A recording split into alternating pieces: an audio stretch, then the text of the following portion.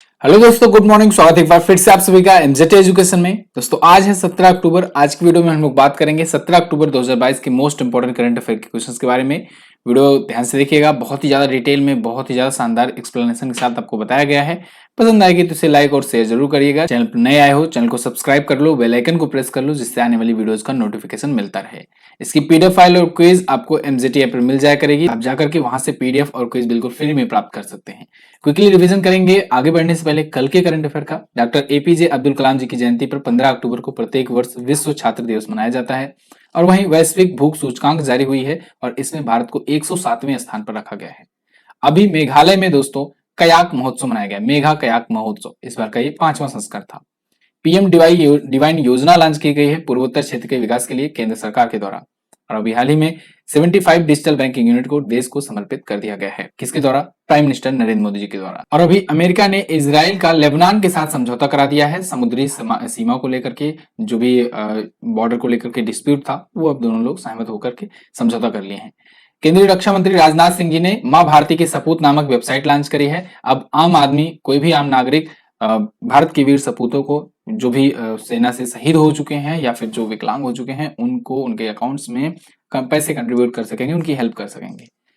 IISc Bengaluru, Indian institute of sciences Bengaluru, ये times higher education की ranking 2023 में भारतीय संस्थानों में शीर्ष पर बनकर आया है। अभी अपराजिता सारंगी को दोस्तों अंतरराष्ट्रीय संसदीय संघ की कार्यकारिणी समिति का सदस्य चुना गया है। ये उड़ीसा भुवनेश्वर से वर्तमान में संसद है, लोकसभा में। विश्व मानक दिवस 14 अक्टूबर को मनाया जाता है, इस बार भी मनाया गया। ये टॉप 10 करंट अफेयर के क्वेश्चंस थे कल की वीडियो से, जिनका आपने किया क्विकली रिवीजन। अब बात करेंगे आज के क्वेश्चंस की। पहला question most important, world green city award किसने जीता? इसको जीत लिया है दोस्तों हैदराबाद ने। अभी हाल ही में हैदराबाद ने वर्ल्ड ग्रीन सिटी अवार्ड 2022 जीत लिया है। यहाँ पर आप आर्टिकल देख पाओगे फॉर द रेफरेंस। देखिए, इसने ग्रीन सिटी अवार्ड के साथ साथ living green for economic recovery and inclusive growth award भी जीता हुआ है। तो 2 अवार्ड आप याद रखेंगे। हैदराबाद जानते हो आप तेलंगाना की राजधानी है। ओके, हैदराबाद ने बड़े बड़े शहरों को पीछे किया है। Paris, Mexico city, Montreal, fort लाजा, ये सब सिटी को पीछे करके हैदराबाद टॉप पर आ गया है वर्ल्ड ग्रीन सिटी अवार्ड में। ओके, अभी साउथ कोरिया के जेजू में एक international association of horticulture producers आयोजित हुआ था और उसमें इसने जीता हुआ है। अब आया है हैदराबाद, तो हैदराबाद से हम लोग कुछ रिवीजन करेंगे। अभी ये दोस्तों आपको याद होगा, भारत का पहला वानिकी विश्वविद्यालय हैदराबाद में ही खोला गया है। मोस्ट इंपॉर्टेंट है, याद रखिएगा, ये पूछा जा सकता है आपसे। और अभी दोस्तों एक और रिपोर्ट आई थी जिसमें भारत का पहला 3D प्रिंटेड मानव कॉर्निया विकसित करने का दावा किया था हैदराबाद ने। ठीक है, तो हैदराबाद में ये बनाया गया भारत का पहला 3D प्रिंटेड मानव कॉर्निया। हैदराबाद इंटरनेशनल एयरपोर्ट या कहें राजीव गांधी इंटरनेशनल एयरपोर्ट ने डिजी यात्रा शुरू की हुई है। और तेलंगाना सरकार ने अभी सबसे बड़ा टी हब यहीं पर खोला है, हैदराबाद में ही खोला है। हैदराबाद में ही आपको पता होगा डॉग पार्क खोला गया है। भारत का ओपन रॉक म्यूजियम भी यहीं पर है। ठीक है, ये सभी क्वेश्चंस आप हैदराबाद से याद कर सकते हो। ठीक है, चलो आगे बढ़ते हैं। 2022 में 9वीं वैश्विक आयुर्वेद कांग्रेस और आरोग्य एक्सपो की मेजबानी कौन करेगा? विश्व आयुर्वेद कांग्रेस और आरोग्य एक्सपो की मेजबानी गोवा करने जा रहा है। यहाँ पर आप आर्टिकल देख पाओगे, Goa to host 9th world Ayurveda congress and Ayurveda expo on 8 to 11 December. तो ये 8 से 11 दिसंबर तक आयोजित किया जाएगा, यानी दिसंबर महीने में इसी साल आयोजित किया जाएगा।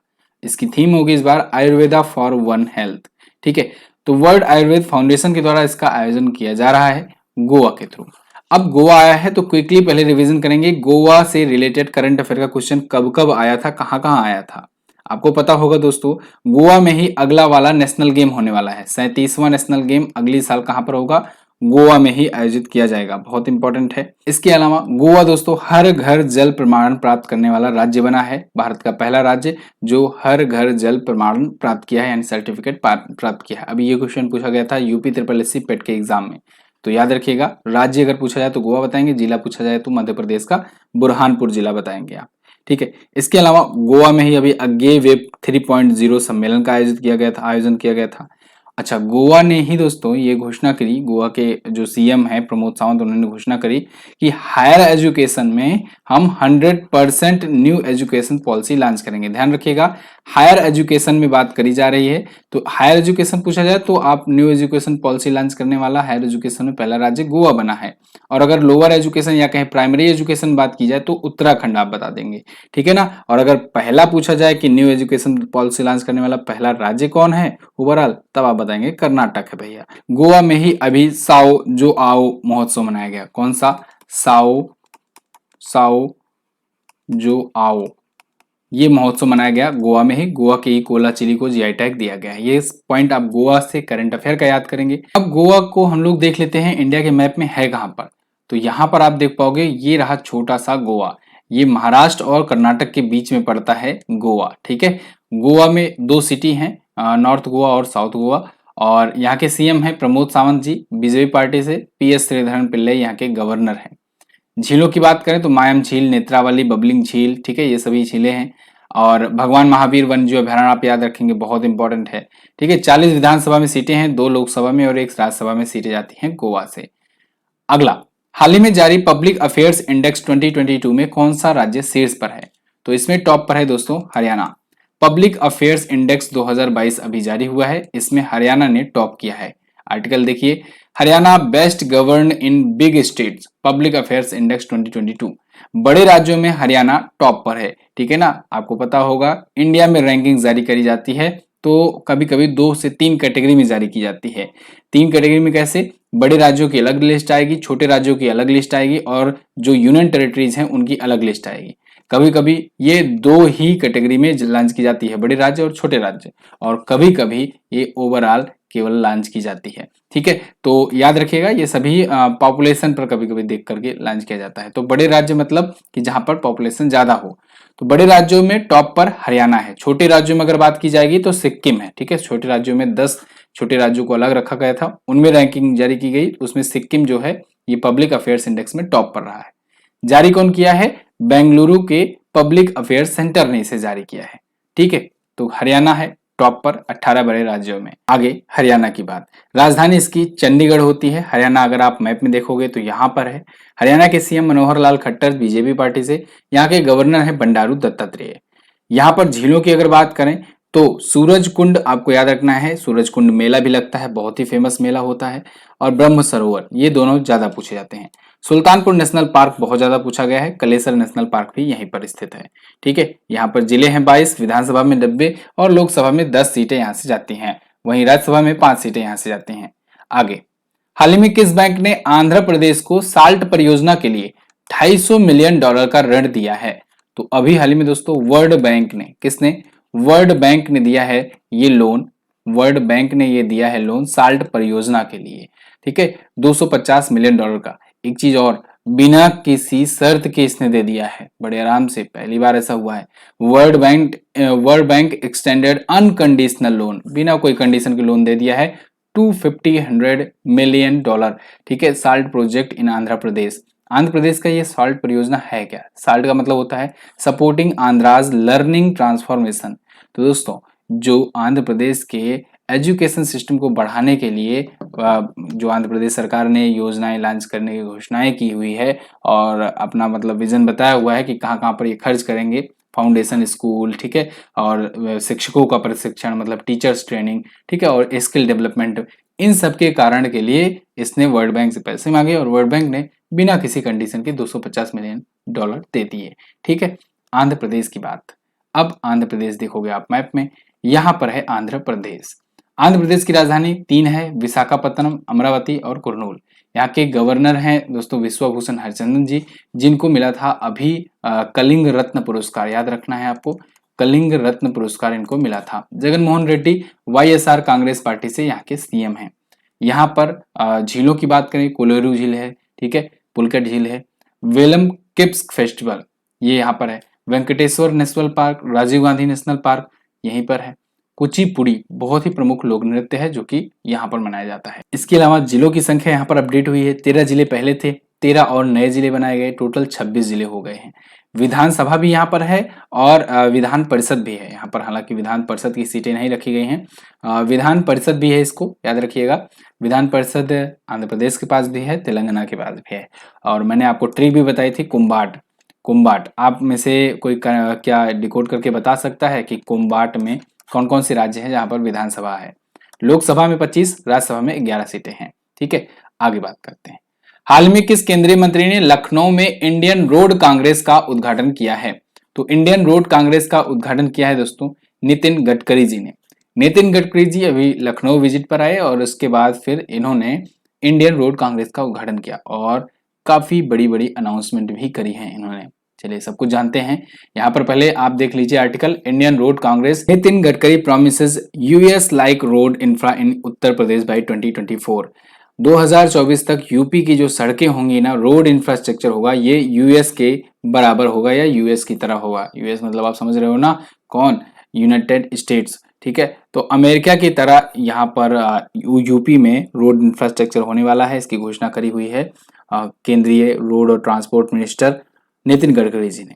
5 लाख करोड़ रुपए की सड़क परियोजनाएं उत्तर प्रदेश को मिलने वाली है। ठीक है, केंद्रीय मंत्रालय से उत्तर प्रदेश के लिए 8,000 करोड़ रुपए की परियोजनाओं को इन्होंने मंजूरी दे भी दी है।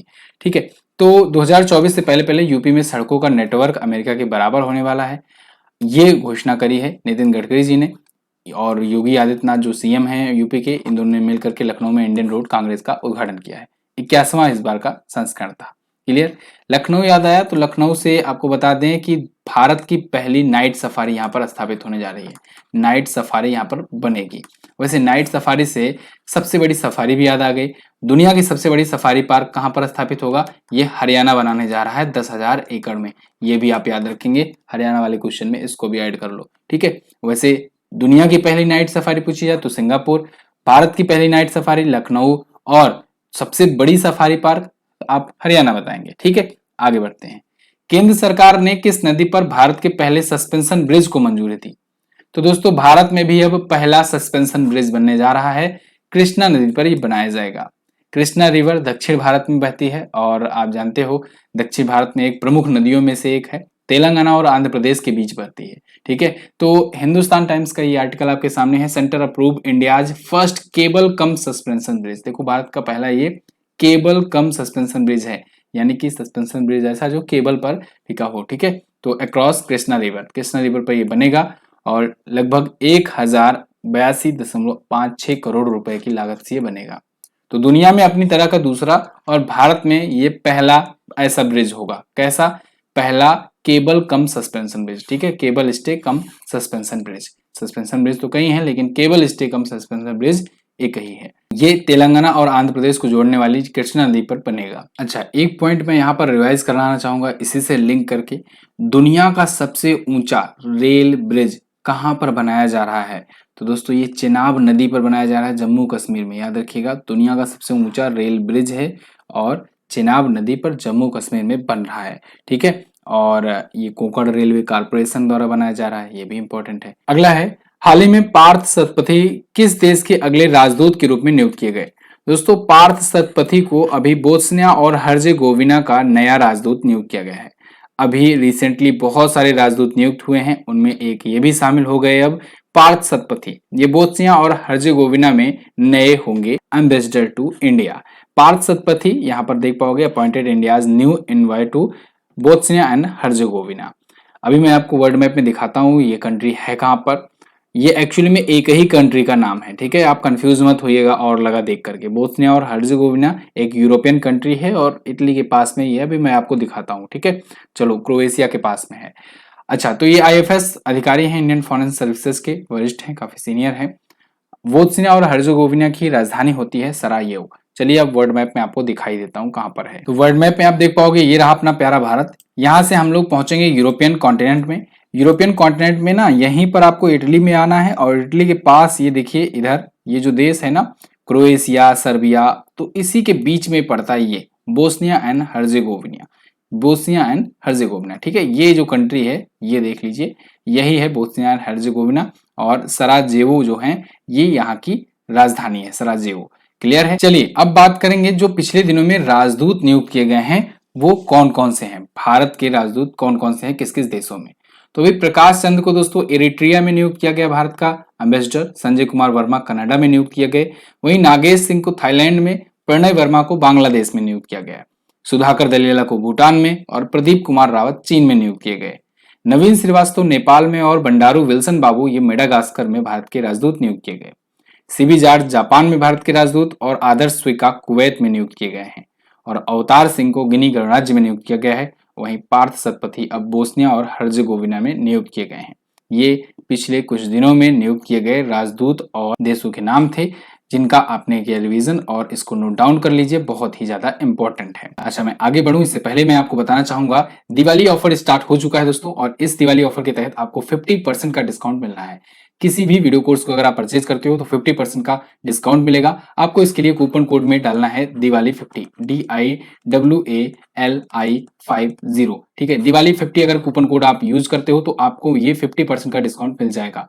बहुत ही शानदार बैच है आप लोग के लिए, सीजीएल बैच, इसको आप ले सकते हैं। तो आपको 499 नहीं पे करना पड़ेगा, आप मात्र इसे 249 रुपए पे करके प्राप्त कर सकते हैं इस जीएस बैच को। यकीन मानो दोस्तों 100% क्वेश्चंस आपको देखने को मिलेंगे इस वीडियो कोर्स से, बाहर से कहीं से भी कुछ क्वेश्चन नहीं आएगा। जैसे कि आपने देखा यूपी ट्रिपल एससी पीईटी में 100% क्वेश्चंस आपके मिले थे, मैच कराए गए थे और आपको रिवीजन इतनी बार करा दिया गया था कि बहुत ही आसान लगा था जीएस का सेक्शन। तो इसी प्रकार से आपको यहाँ पर भी मिलेगा सारा का सारा कंटेंट, और अब इसमें तो और ज्यादा फ्रेश तरीके से कंटेंट लाए जा रहे हैं और एडवांस रूप से। तो आप इस बैच को अभी ज्वाइन कर सकते हैं। जाइएगा, कूपन कोड में आपको एंटर करना है दिवाली 50 और आपको मिल जाएगा ये डिस्काउंट। ठीक है, चलिए लिंक डिस्क्रिप्शन में दिया गया है, एमजेटी ऐप पर ही आपको मिल जाएगा। व्हाट्सएप सुविधा भी है तो आप इस नंबर पर व्हाट्सएप भी कर सकते हैं। एमजेटी ऐप डाउनलोड कीजिए गूगल प्ले स्टोर से और इस व्हाट्सएप पर भी संपर्क कर लीजिएगा अगर कोई डाउट है तो। चलिए अगला, पीएम नरेंद्र मोदी ने कहां पर प्रधानमंत्री किसान सम्मान सम्मेलन 2022 का उद्घाटन किया। तो प्रधानमंत्री नरेंद्र मोदी जी ने अभी हाल ही में नई दिल्ली में दोस्तों प्रधानमंत्री किसान सम्मान सम्मेलन 2022 का उद्घाटन किया है। यहाँ पर आप देख पाओगे आर्टिकल है, prime minister Shri Narendra Modi will inaugurate 2-day PM किसान सम्मेलन 2022 on 17 October in new Delhi. ठीक है, तो 17 अक्टूबर को यानी आज भारतीय कृषि अनुसंधान संस्थान नई दिल्ली में इसका आयोजन किया जाएगा। अच्छा, प्रधानमंत्री जी वन नेशन वन फर्टिलाइजर योजना के तहत एक ब्रांड के तहत सब्सिडी वाले यूरिया बैग भी लॉन्च करेंगे। तो अब वन नेशन वन फर्टिलाइजर भी शुरू होने वाला है। आपने क्या क्या सुना, वन नेशन वन टैक्स यानी GST, one nation one card यानी एक देश में एक राशन कार्ड वाला योजना सुना आपने, ओडीओपी वगैरह ये तो भारत में उत्तर प्रदेश राज्य की योजना है फिलहाल, वन नेशन वन फर्टिलाइजर योजना। ठीक है, तो ये सभी चीजें देखने को मिल रही हैं और केंद्र सरकार जो है इस पर ज्यादा फोकस कर रही है, इसको आप ध्यान रखेंगे। अगला, महिला एशिया क्रिकेट कप 2022 किसने जीता। Very very most important, Bharat ने दोस्तों 7वीं बार जीत लिया है एशिया क्रिकेट कप। 7वीं बार भारत ने जीता है। भारत ने अभी श्रीलंका को हरा करके, श्रीलंका को 8 विकेटों से हरा करके एशिया क्रिकेट कप जीत लिया है। भारतीय महिला टीम 7 बार की अब चैंपियन बन चुकी है एशिया में। 8 अभी तक इवेंट हुए हैं एशिया कप के, जिसमें से 7 केवल भारतीय जीती हुई है। तो यानी एशिया में इसके टक्कर का कोई नहीं है। श्रीलंका को 8 विकेट से हराया। श्रीलंका की पारी जो है ना 65 पर ही समाप्त हो गई थी। 65 रन 9 विकेट खो करके 20 ओवर में बना पाए ये लोग, और भारतीय टीम जो है 9.3 ओवर में ही 71 रन बना करके ये टारगेट हासिल कर ली, जिसमें सबसे ज्यादा स्मृति मंदाना ने बनाए 51 रन नाबाद। अच्छा, अभी पुरुष एशिया क्रिकेट कप भी हुआ था कुछ दिन पहले ही, उसमें श्रीलंका ने जीता था। श्रीलंका ने पाकिस्तान को हरा करके एशिया क्रिकेट कप जीता था पुरुष वाला। महिला वाला किसने जीता, भारतीय महिला टीम ने जीता है श्रीलंका को हरा करके। क्लियर है बिल्कुल। चलिए आगे, 5वां दक्षिण एशियाई भू विज्ञान सम्मेलन कहाँ शुरू हुआ। तो ये दोस्तों अभी आयोजित हुआ है जयपुर में। जयपुर जिसे हम लोग पिंक सिटी के नाम से जानते हैं, राजस्थान में है, राजस्थान की राजधानी है जयपुर। तो वहां पर अभी जो केंद्रीय मंत्री हैं हरदीप सिंह पुरी जी, इन्होंने लॉन्च किया है 5th south Asian geo science conference. ठीक है, जीईओ इंडिया के नाम से जाना जा रहा है। तो ये जयपुर में फ्राइडे से यानी 14 अक्टूबर से ही स्टार्ट है, 3 दिवसीय है, 5वां संस्करण है इसका। और इसमें अमेरिका, नॉर्वे, यूरोपियन सेंट्रल बहुत सारे देश आ रहे हैं। सबसे ज्यादा इसमें स्पेशलिस्ट होंगे। ये सब क्या करेंगे, ये सभी जो होंगे प्रतिनिधि, ये प्राकृतिक गैस और तेल के बेहतर उत्पादन और नवीनतम जो रिसर्च होंगे उनको यहाँ पर शेयर करेंगे। ठीक है, तो जो केंद्रीय पेट्रोलियम और प्राकृतिक गैस मंत्री हैं हरदीप सिंह पुरी जी, इन्होंने इसका उद्घाटन किया है। 5वां ये दक्षिण एशियाई भू विज्ञान सम्मेलन होगा। मैं आपको जल्द ही एक लिस्ट भी दूंगा और इसी करंट अफेयर में अब आगे आने वाले दिनों में जब आएगा सम्मेलन से रिलेटेड क्वेश्चन, तो उसमें सारे सम्मेलन एक जगह पर आपको दिखा दिया जाएगा। ठीक है, चलिए अगला क्वेश्चन। हाल ही में किस राज्य के मुख्यमंत्री ने सार्वभौमिक स्वास्थ्य बीमा योजना शुरू किया? तो अभी नागालैंड के सीएम ने सार्वभौमिक स्वास्थ्य बीमा योजना शुरू किया है। यहाँ पर आप आर्टिकल देख पाओगे, Nagaland CM Neiphiu Rio launches universal health insurance scheme. ठीक है, तो ये क्या करेगा कि सभी सरकारी अस्पतालों को जो भी योजना के तहत इन पेशेंट उपचार प्रदान करने के लिए सूचीबद्ध किए जाएंगे, उनको राजस्व का उपयोग करके अस्पतालों द्वारा अपनी अपनी सुविधाओं में स्वास्थ्य सेवाओं के वितरण में सुधार के लिए किया जाएगा। तो नागालैंड के द्वारा ये सार्वभौमिक स्वास्थ्य बीमा योजना शुरू करी गई है। नागालैंड आया है, तो इंडिया के मैप में आप देखोगे नागालैंड है कहां पर, यहाँ पर है नागालैंड। कोहिमा इसकी कैपिटल होती है। ये अपना बॉर्डर शेयर करता है किससे किससे, अरुणाचल प्रदेश, मणिपुर और असम से। यहाँ के सीएम है नेफ्यू रियो, यहाँ के गवर्नर है जगदीश मुखी जी, जिन्हें अतिरिक्त प्रभार मिला हुआ है। झीलों की बात करें तो सिलोई झील, जुडू झील है यहाँ पर। नेशनल पार्क में फकीम वन्यजीव अभ्यारण्य है, नाटंगी नेशनल पार्क है। ठीक है, रेगमा, जेलियांग ये प्रमुख लोक नृत्य हैं यहाँ के। जिलों की संख्या 12, विधानसभा में 60, लोकसभा में 1 और राज्यसभा में 1 सीटें जाती हैं यहाँ से। क्लियर है बिल्कुल। तो ये तो थे दोस्तों टॉप 11 क्वेश्चन आज की वीडियो से। अगेन मैं आपको रिमाइंड कराना चाहूंगा, दिवाली ऑफर का फायदा उठाइए, 50% का डिस्काउंट पाइए, कूपन कोड में यूज कीजिए दिवाली 50। लास्ट डे के क्वेश्चन की बात करेंगे जो मैंने कल आपसे पूछे थे। भारतीय भाषा प्रौद्योगिकी को बढ़ावा देने के लिए नीलकेणी केंद्र कहाँ लॉन्च किया गया? तो ये आईआईटी मद्रास द्वारा लॉन्च किया गया था। ये क्वेश्चन यूपी ट्रिपल पेट में पूछा गया था। भारतीय सेना ने उपग्रह आधारित प्रणालियों को परीक्षण करने के लिए स्काईलाइट अभ्यास शुरू किया है। देखो आजकल आप लोग कमेंट्स करना कम कर दियो, मैं मानता हूँ 2 दिन सब लोग एग्जाम्स वगैरह देने में बिजी थे, लेकिन अब से आप लोग को आंसर करना है डिटेल के साथ। ठीक है, अगर 10 से ज्यादा लोग रहेंगे तभी आपका नाम लिया जाएगा, वरना नाम यहाँ पर लिखने वाला सिस्टम क्लोज किया जा सकता है। ठीक है, आज आपको क्या आंसर करना है? एपीजे अब्दुल कलाम भारत के कौन से में राष्ट्रपति थे? प्रेस फ्रीडम इंडेक्स में भारत किस स्थान पर है? लेकिन इसका मतलब ये नहीं है कि आप लोग आंसर करना ही बंद कर दो, आंसर जरूर करना है। ठीक है, डिटेल में लिखना जरूर है, और डिटेल में अगर लिखोगे ज्यादा मात्रा में रहेगी तो नाम भी लिया जाएगा। ऐसा नहीं, मुझे लेने में कोई दिक्कत नहीं है। आप लोग को ये नहीं सोचना चाहिए कि अगर आपका नाम नहीं आता या आप लोग डिटेल में नहीं लिख पाते हो तो आपको आंसर नहीं करना है। आप सबको आंसर करना होता है, आप सब लोग आंसर किया करो। चलिए फिलहाल इतना ही रखते हैं वीडियो में दोस्तों। इसकी क्विज और पीडीएफ आपको एमजीटी पर मिल जाएगी। मिलेंगे अगली वीडियो में, तब तक के लिए नमस्कार, जय हिंद, वंदे मातरम।